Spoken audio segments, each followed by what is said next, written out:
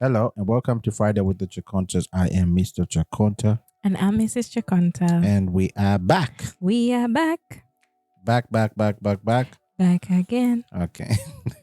We're back with another FWTC Reacts. Yes. And yes, go ahead.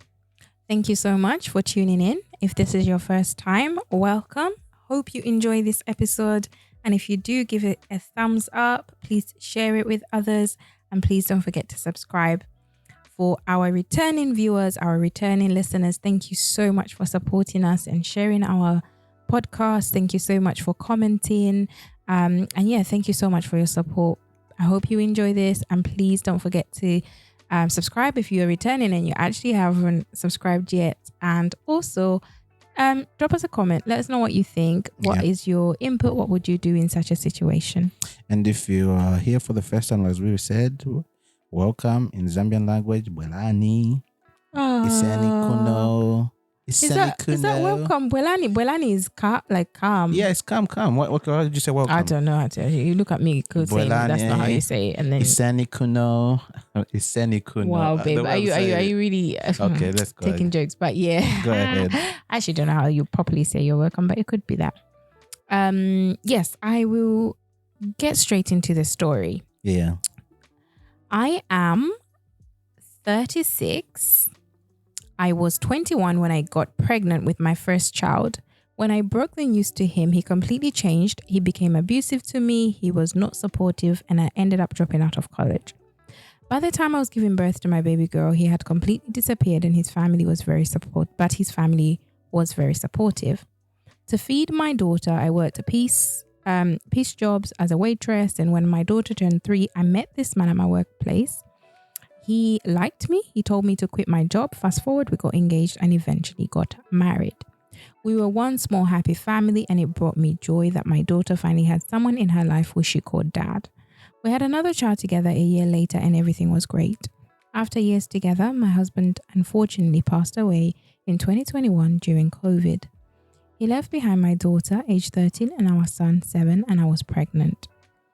Here is the after the funeral, my late husband's, I think it says here's the aftermath or here's the rest.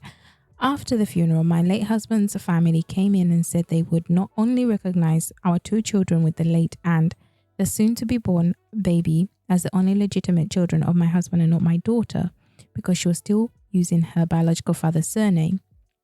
This is something me and my husband had discussed, and he often said there was no need for her to change the surname, as this just disturbs the child.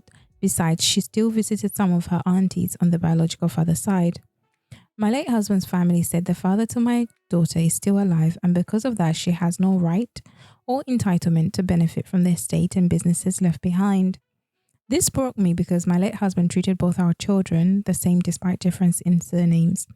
I've tried to reason with the family over this matter, but it keeps getting worse, and now my daughter is picking it up, and on top of that, she has to deal with her stepfather's death. It's a lot to take for a 13-year-old. My friends have pushed me to seek legal action. What are your opinions here? And I want to raise all of my children. Yeah. It's a very tough situation because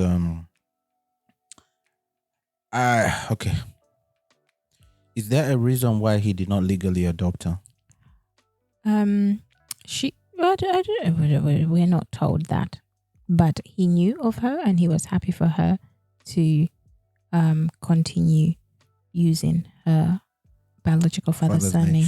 But you know what? I think this is why now it becomes an issue. Like, look, I've experienced in a situation of where a loved one has passed on, and when there's no will, it's very complicated.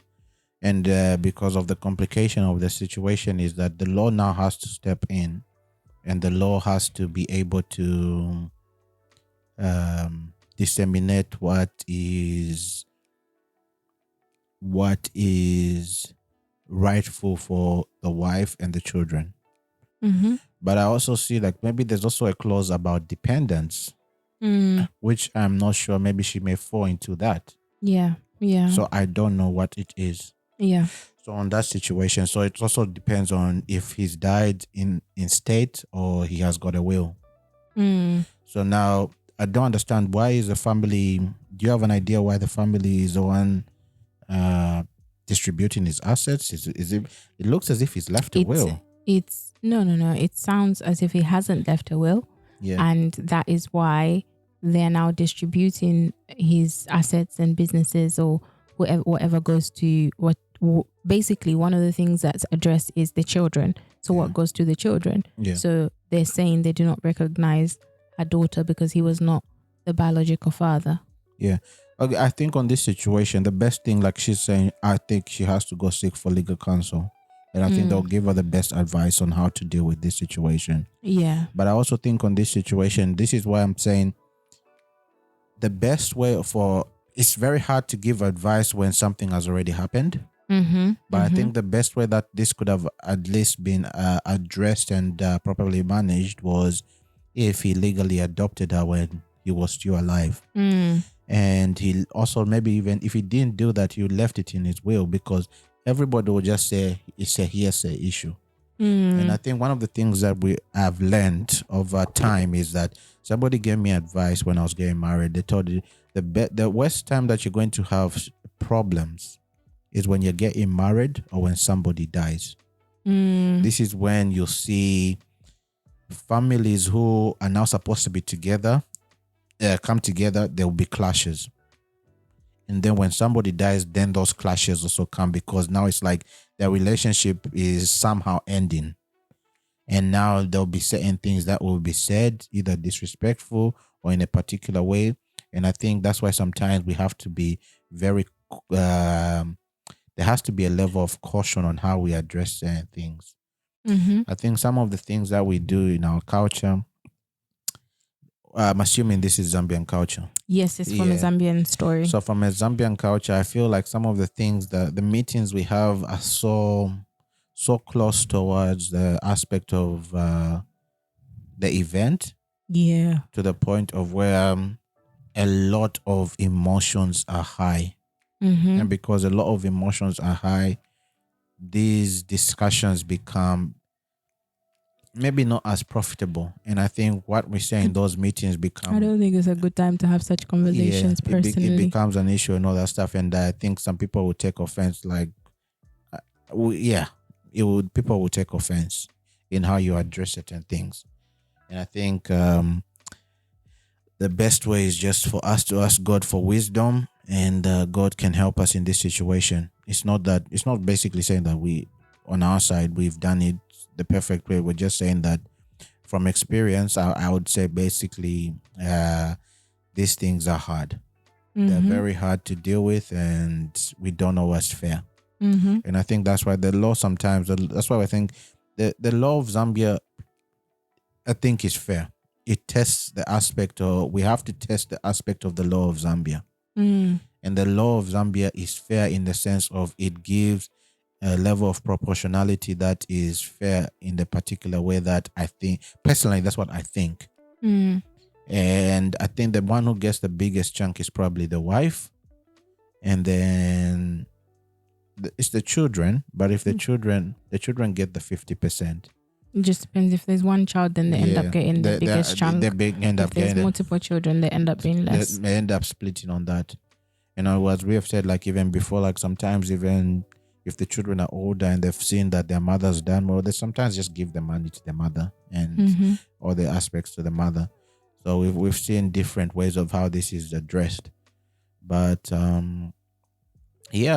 so if she's really concerned about this, she needs to seek legal counsel. I'll stop there before I add a bit more. But if you had a bit more, I actually don't mind hearing what you want to say, because I kind of agree with like a lot of what you said. Go ahead. No. I was going to say, if you had more, I'm happy for you to add more. No.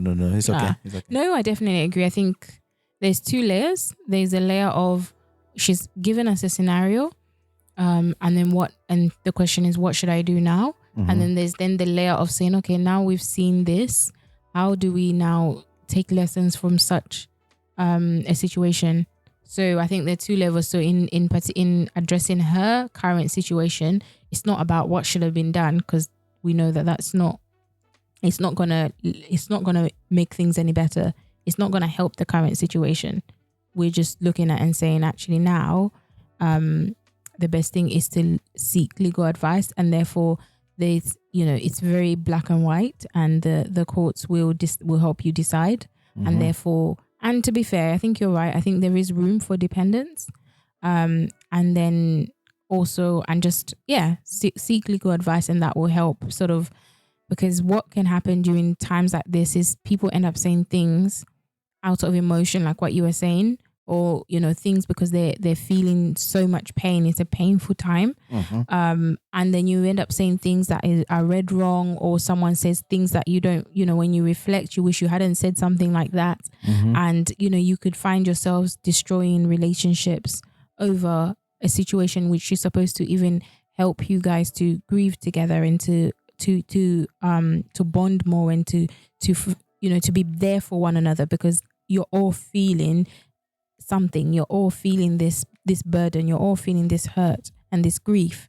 So rather than helping each other through the grief, you're now battling and tackling and going through all of that. So I think if it just goes through the courts, then there isn't that, oh, she said this, she wanted this, he wanted that. It's just black and white. So I think in her situation, I would agree with you. I think that's the best way forward. And also I understand the desire, because this man met her when they were young and they lived as a family. So, and I think maybe sometimes these are some of the things that people don't look at. Like she raised a really good point about the 13-year-old picking up on some of these things. This is somebody who she's seen as a father, based on the way she's described it. And that, yes, the 13-year-old goes to visit her biological father's aunties, or not aunties, but her biological father's siblings or cousins, but who her aunties. And 13 is such a young age to be having to process all this, or to even try and understand that this is not really, she might have known that it's not her real dad, but doesn't really know any different. And from the look of things, it sounds like he treated her as one of his own. And so I think being mindful of how, this thing can be quite traumatic and upsetting for a child, and what things are said to her, or what things are not to her directly, or what things she hears. I think we need to be careful. And yes, I think, and on the other hand, I think even as what happens in a marriage and what happens in a home is private, but people don't see the other side. Sometimes people don't see how good not how they know that he was, they'll know that, oh yeah, he was good, but they don't see how you guys made a unity in a family. Some people just see her as, well, she's not really his child and she was being kept and she's lucky or whatever. So people will have those views, because they don't really know the true in-depth of what's going on the day-to-day in your home and how he felt. And maybe some know, but they still don't agree. And people are allowed to their own opinions, and I think the truth is that is not his biological child. And so if it's a matter of saying, okay, because people look at children differently. Some people look at children and saying biological child. Some people look at children and say, it doesn't matter whose blood runs through you. I raised you. You are my child. So if you have people who just look at children blankly as biological, then, and that's their opinion, then they will say something like that. And it does bring questions that rightly should be discussed, because the child also doesn't hold the husband's last name. So nobody knows. So for other people, it might look as, based on the description that the girl has given, or the lady, it sounds like this was a very nice man and together they were a family, but not everybody knows that. So for other people, it might look like she's just trying to get something for her child also people have the opinion that no, he doesn't deserve it. He might have cousins and nephews who have the same blood and they don't get anything. Why is this girl who doesn't even have, the same blood or anything similar in that respect, why is she entitled to earning anything? And I think it sounds like there's quite a lot of resources that he left based on the description. I think she said businesses and something else. Yeah. And sometimes, although, it's easy for me to say this, I'm on the other side from the estate and businesses left behind. It's easy for me to say this, but if there is a lot that's been left behind, it's not a bad idea to share with the other children, like to just let go. Like, it's actually okay to just let go and not fight. What do you mean? As in, not fight for her, because the thing is, we don't know if let's say there's two houses and one business, and then the mother gets one house, the two children are sharing one house, and then, like, at the end of the day, once all of this happens, you're going to, because you've said you want to be left with to look after all your children, so you're going to still bring them up in the same home. So if there was a house that was left, and the family all decided that house is going, you're the mother controlling the finances and the things, and the other children are super young. So there's no reason why you can't share the whatever has been left for the two children amongst the three children. And I understand what you're saying, but I think maybe on her side, maybe she's thinking, I want them to go to the same school, which I think is also very unrealistic. No, she didn't say she wants them to go to the same school. Let's hypothetically say that. No, but then she also has to treat her children equally. She can't now have, let's say, she can't now, like, I think as a mother, she now needs to now re-evaluate, and she can't have the girl going to a public school and then the other two going to a private school. Well, let me give you an example. What if they're basically, from the family side, they're saying, look, we want his kids to go to a private school and we're going to pay for that, and this is what the estate is. How do you now address that? I think she needs to, I think here, what's the word? Because I'm about to use a word you don't like. She needs to have courage to say, look, my husband, unfortunately has passed away. I am now left in a position where I'm going to be the mother for these children. I'm going to be the sole parent at this moment in time. I am the mother. And I think sometimes in such situations, people feel that they now need to step in and parent. I agree with what you're trying to say, but I think also on the other side, like, based on our culture, there are lots of things you can't overlook, and we have to be, what's the word, sensitive towards, because as a mother, yes, you have got the right to basically do whatever you want to do, but you also need to understand, based on the culture, there's also layers of the culture that we have to understand. We don't know the dynamics of the traditional side. Sometimes custom law also is also considered in the law if she wants to go to the law. So things like that also have to be addressed. So these are certain things that we need to also understand, that we've embedded into, let's say, our Christian thought, but we're also understanding that these things have got significances. And because of that, so a mother now stepping and basically saying, I want to do this because I'm the mother, can come out in a different way.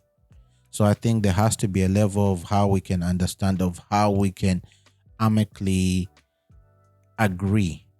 Yes, no, I don't disagree with you. I think I was answering your question, because your question was, what if the family are now coming in and saying they want to pay from these estates, they want to pay for the children's education, and then there's a chance that the 13-year-old might now have to go to a lower substandard level of education, or has to go to a lower level education because the family can only afford to pay for the ones who are biological. And I think that as a parent, you have the overarching view, like, it's a nice gesture, but just because the gesture sounds great doesn't mean that it's okay. Like, people can suggest, and I think this is the thing that people struggle with. And I agree with you in terms of culture. Like, the suggestion sounds great. Let these two children go to a private school. We can sponsor them. We can take them. Blah blah blah. But I'm looking at myself as a mother. I've got 3 children.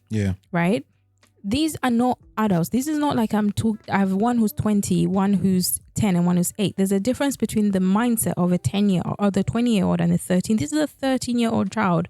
She is vulnerable at this point. So as a mother, I am also looking at her well-being. I will not let 2 of my children drive the best cars, go and get picked up in private private taxis whilst my baby girl goes and gets a bus to go to a public school. I will not let that happen as a mother. But that's me as a mother. And this is my viewpoint, right? Yeah. Other mothers might do that. No, but what I'm trying to say is the best.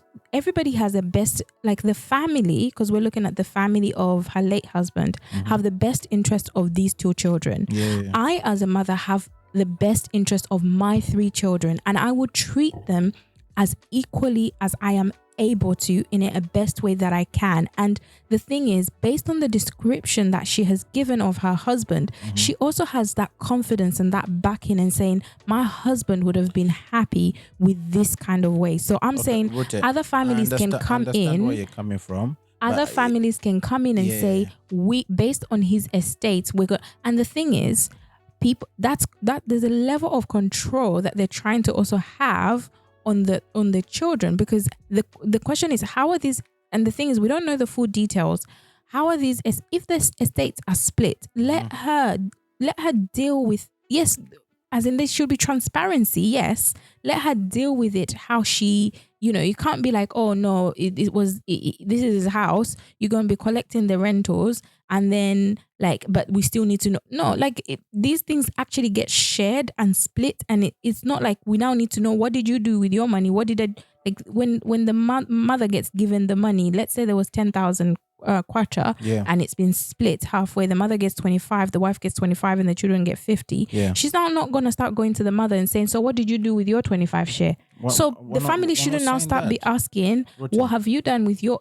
We're not saying that. No, you said, what if, because you gave a scenario. You said, what if the family now come back and say, based on these estates, that the money from these estates is going to be going to the school. That's so not, that gives me an impression that these estates are still being... no, estate does not work like that. Because we're talking about the estates and businesses, right? So we're assuming the... Estate does not work like that. An estate works in the sense of that money that has been left, yes, it has to be left for the children, and the children will have to be able to use it for their own personal, whenever they get older enough to basically use it. You cannot take away from the estate and say they have to now go to school and do. But that's what you said. Okay, I was wrong with that. But I'm not saying, like, I'm just saying, for example, it's just an example on the aspect of where they're saying they're not acknowledging her. And we're not talking about the estate aspect now. We're just saying, like, if they want the other 2 children, because if they just want to support, that's different, right? Because the example you gave was that they were using the late husband's estate to support these other 2 children's schools. It's different if now they, as a family, say, well, we're happy to support you, but we're just going to give you school fees for these 2 kids. I feel like that is different, because then they're not really controlling the late husband's estate to now decide how she now should use it, because I believe that it would have been split and said, this is yours, and this is yours. So everybody goes home with whatever share that has been entitled to them. No, I was just giving an example in the sense of she wants her child to be treated the same way as her other children, because her late husband treated her child the same. But this is unrealistic, because if they had something of an agreement which was not enforced by the law, it becomes hard. That's why I agree with you. I think because of that, like, let's say, for example, if I'm a relative, you're not gonna want to give to a girl that you don't know in that sense. And I'm not going to have the same affection that maybe my brother that had for that girl. That's fair enough, and I think she needs to understand that. She needs to be realistic with that. I agree with you. And I think for her, she is fighting and saying, I want her to share in my late husband's estate. But that's why I was like, she can let go of that element and just, if the 2 kids have gotten one, they've gotten 10,000 kwacha between the 2 of them. She can now decide how she uses it between the 3 of them. She can let go of that element. But even when they get the 10,000, but then that part I didn't know. You said that they can't. But the thing is, you can't keep. I don't know. You know more, but I don't understand why that money can only be used when they're older, But what happens to the bread, butter, sugar, what they need now? Yeah, what they need now. Where does that money come from? That's what we're saying. That money either has to be from the mother or the other people who are who are now responsible for those children. But what if they can't afford it? Because that doesn't make sense to me. But that issue is you're making a decision for them on what their father has left. You haven't given them a chance to make their own decision. So they can only use that money when they're older? Yes, and they make their own decision.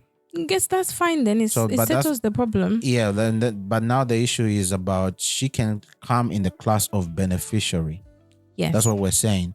But for her, she's saying, I want my children to have the same situation. I know and I think I agree with you, babe. I think she is going to have to look at the fact is that is not his biological child, and therefore they are not wrong.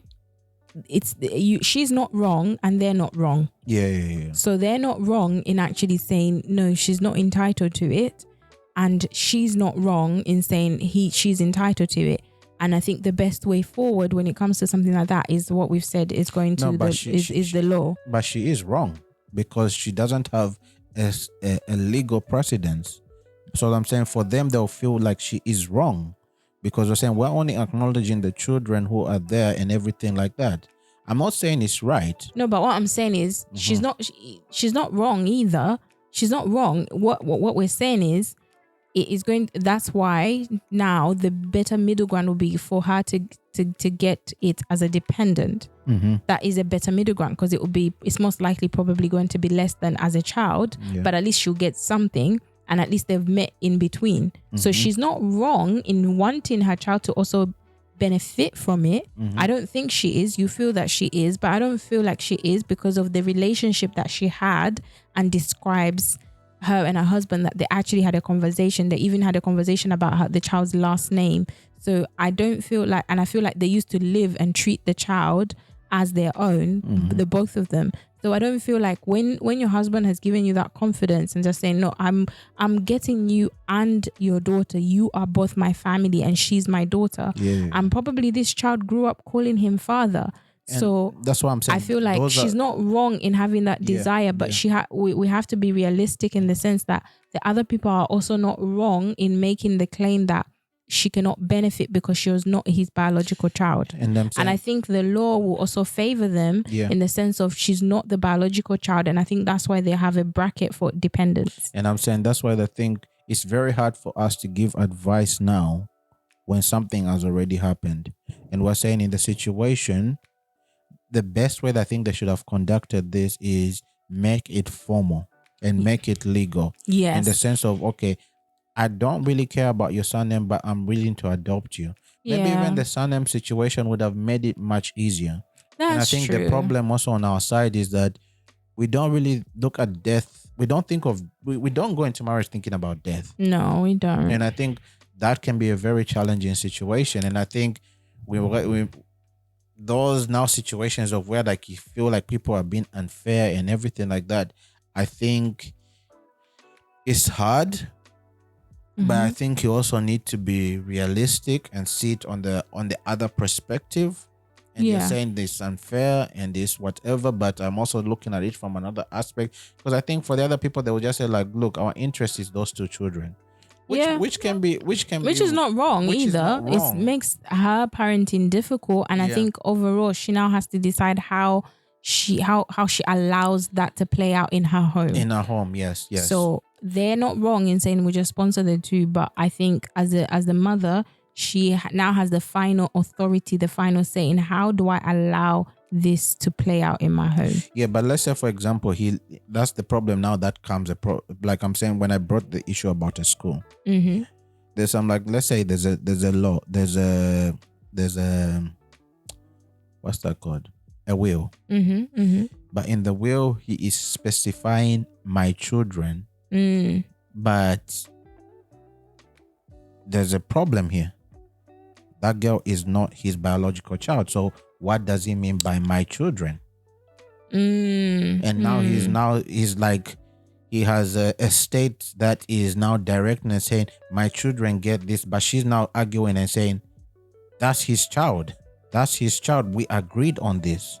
Mm. You agree with what I'm trying No, to I say? know what you're saying. I hope lawyers are very specific because I'm sure Yeah. this must. Yeah, But I get what you mean. Yeah. I think that would be. And the thing is, because she was pregnant when he died, so we don't know whether he knew about the pregnancy. So there's a chance that even if they had a will, that child may not have been in the will. No, but So then it maybe falls lawyers in my put children. no, because you're saying the children, and I'm like, that is very true. That's likely to be a problem, and I think maybe now I think lawyers now probably would want you to name the children. I think that's the wise thing, is to name the name of the children, because there might be so many people who come and claim I'm your child from like back in the day that you didn't even know they were your children. Mm-hmm. But then I'm now looking at a possible problem with the will is that it's at that specific point in time based on the knowledge that you have at that time. Mm-hmm. So at that time, maybe who knows, maybe he didn't know about the pregnancy, or maybe he knew, but they hadn't really thought about or gotten around to updating the will. Yeah.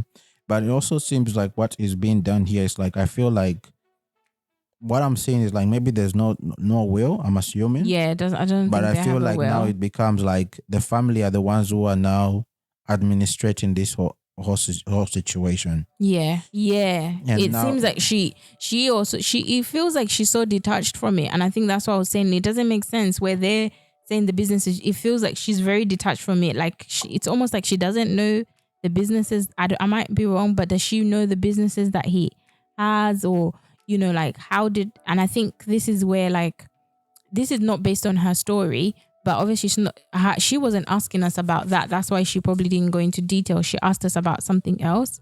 But this just gives me an idea on how it's good for us to be very transparent in our homes and in our marriages. Like if you have a business, like I should know about all your businesses. And if I have a business, you should know about all my businesses, so that there's no confusion.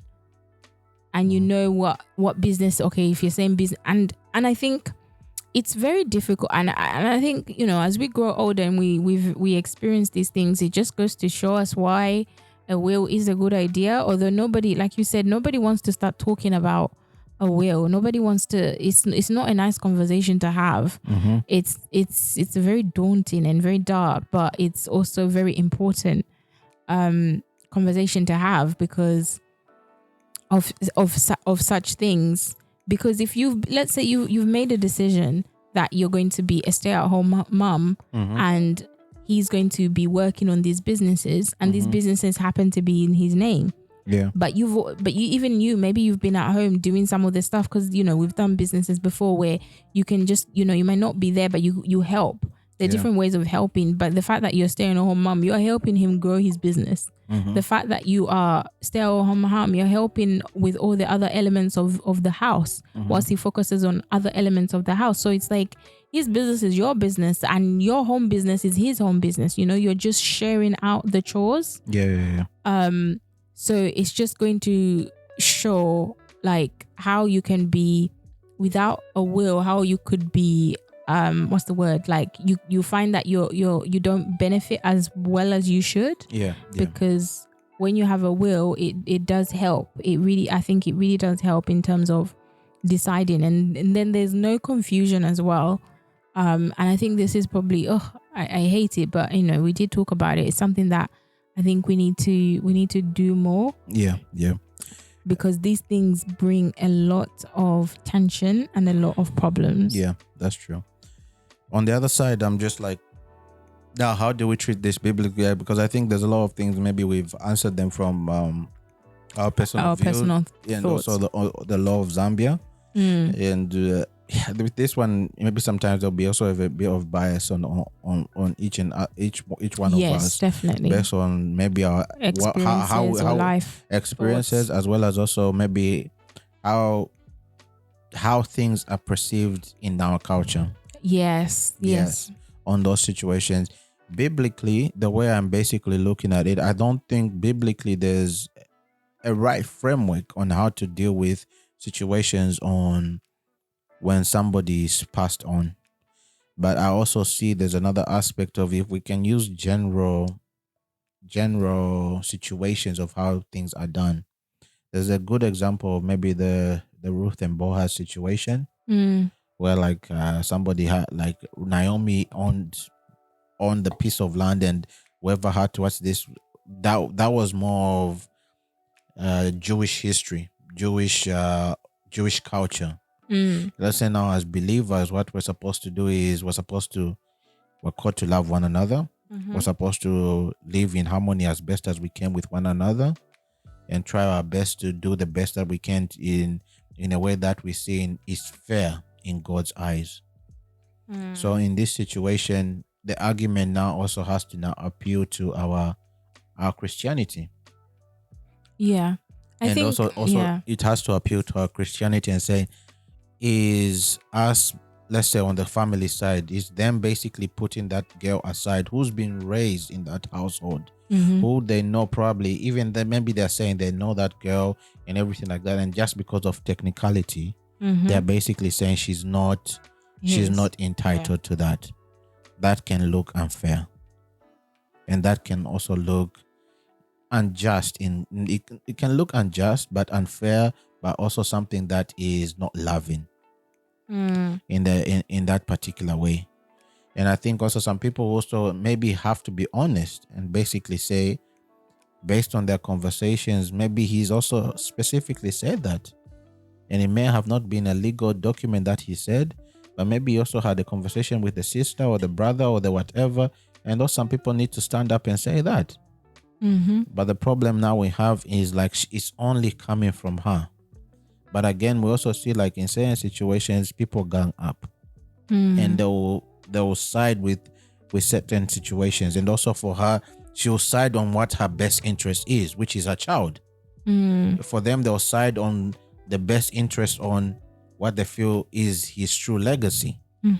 And I think on this situation, you have to now put all those things aside and say, okay, we need to come together and we need to address this in a respectable manner. Ideally, we can say that they can split all those things, and that can be also a disadvantage to her two children. What if that father comes back, the one who's abandoned the 13-year-old, and now she's also got an extra inheritance? Yeah, and then he wants to sponsor her, and it's like, but he's not going to sponsor the other kids. So she's already right now she may be at a disadvantage, but they're saying her disadvantage is not based on the aspect of she's lost a father or whatever. Her disadvantage is the father has neglected her, even though she's got contacts with the father's side, and she's got an aspect of where the father's side are also helping. Remember what they're saying? They were helping. It's not like they stopped helping. So the father's side are also helping that girl in a particular way. And I don't know how she's disclosed that and how they handled it in their marriage. Are you No, you know, like at the beginning where she says like when she met him. No, she said here where she says, I was pregnant and we broke up and things changed. He was abusive. I was not supported and I ended up dropping out of school. And then what does she say about the small family? Does she say anything about her father's side helping her? No, she said the child's father's side. Yes, but that's what I'm saying. Was very supportive. Yes. And the child continues to see them. Yeah, but supportive in what way? Oh yeah, that's true. We don't know. It can be babysitting or seeing her, or is it monetary? Or they're actually, because they're saying the other father's side are acknowledging her. So there's an aspect of where are they also doing the same thing for her two other children who she's had with the other man. Yeah. So that's why the complication comes. That's what I'm trying to say. So in the sense of her trying to be fair in this aspect, can also look unfair in a particular aspect. So I think on this situation, that's why there has to be a level of wisdom and also understanding that this is not something that she chose, but this is in the predicament that she is in. And I think she needs to ask for the wisdom that comes from God to address this situation in the best possible way. Because she can actually even go to the other side and also demand for what's that called? Child support. Yeah. That's true. But that child support going to be distributed? Exactly. No, that's a good point. That's Yeah. a very good point. So those are things that. But I think she's gonna have to now. That's what I'm saying. There's gonna be a lot of mix, but she's gonna have to now run the home. Yeah, in a mixed way. In a way that looks fair. tries to make it fair. Yeah. Because these children have different. One, especially in situations where if one is significantly rich and the other ones are either poor or they're just they just manage. So if they're able to give the other girl the basic needs, and these other kids they can go to the top level private schools. Yeah. Like, how do you meet it? And all the kids are in one house. How do you not show favoritism? Because the girl is the teen, she's not gonna understand that.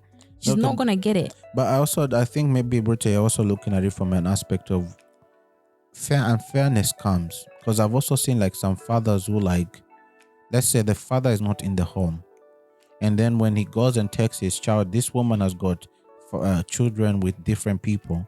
When he's going to take the child, he's buying her all these nice things and everything like that, but he's not he's like, those are not my kids. But he doesn't have to extend to the other kids. But then my question now, why, when it comes to a predicament like this, that's what is happening in this situation. That's true. And I think that's what, like, some fathers would take the child, just buy the child by themselves, buy her McDonald's. She comes home, she doesn't.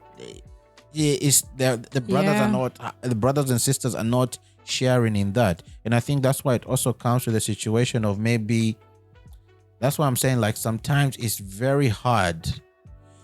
There are challenges that we have. These are the challenges of blended family. Yes, the challenges of blended family. And if you're not addressing them out in wisdom. Yeah. How do you sort them out? Yes. And I think, because even the one you've described, that is a blended family that can definitely bring the same problems. Yeah. Because you're in a home and he's like, he wants Nikes and Jordans, I'll buy them for him. And you're just like, I can't afford that. That's why you're here. And the other fathers are like, one father is not present. The other father is like, I'm just about managing. I can't afford that. So like, how do you do that? You can't say, well, you can't have Jordans, and it's crazy. Like, and I think these things need to be, because the thing is, children can outgrow to resent each other. Yeah. And it's not until they're much, much older and the damage is done that they'll look back and be like, that wasn't my mother's fault per se. It wasn't the money that was coming from my mother. Yeah. And I think that's why we're saying, like, certain things you need to put them into a legal way that protects this child's well-being in the future. Yeah. Or your children's well-being, honestly. Children's well-being, yeah. Once these estates, or once monies and everything, everyone starts splitting, it's difficult. Yeah. But I think yes, as hard as it is, a will is a good thing. Yeah. Anything you want to add? No. So thank you very much for listening to this episode. I would like to hear your opinions as well as your comments on this situation. And we try to be as biblical as possible, but sometimes we tend to go to our personal views. So if they're more of our personal views, please forgive us. Yes, we were definitely I don't know. Yeah. But we're good. You tried. You took it back. Yeah. So like we always say, like, subscribe, and share. And we are always encouraged by the support we get from you guys. Yeah, thank you so much. So until next time, take care and God bless, and bye-bye. Bye.